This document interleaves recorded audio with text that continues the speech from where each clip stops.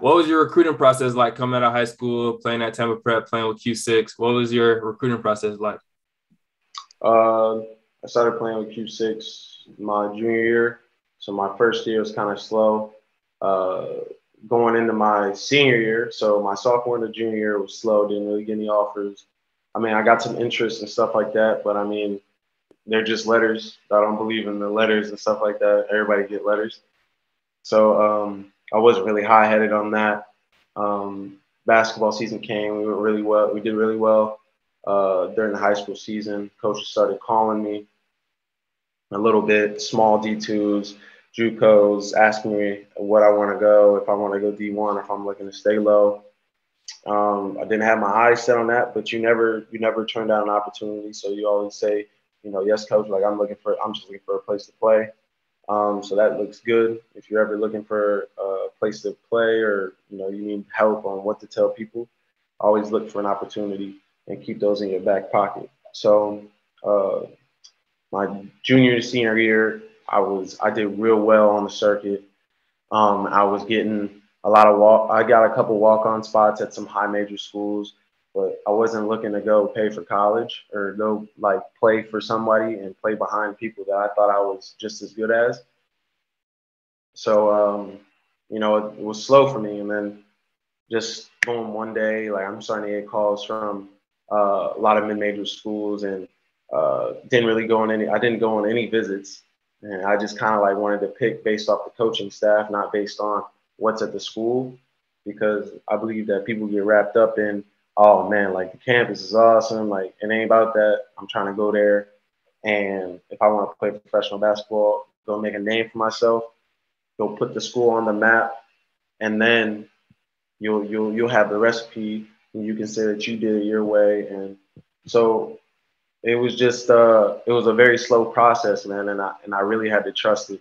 I really had to trust it, man. And I know my dad would love to hear me say me trusting the process, but they're really that's really how it was, man.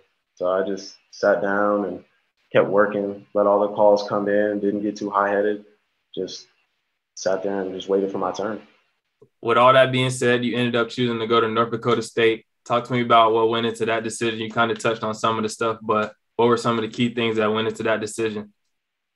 Like I said, man, coaching staff.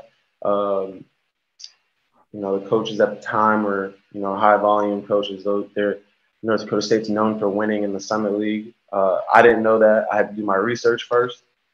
So I did my research, um, and then they came and watched me work out. They had just lost, and the head coach came down and saw me right after, and he saw me work out in Hillsborough High School's gym, and it was, I mean, not too many people do that. You know what I'm saying?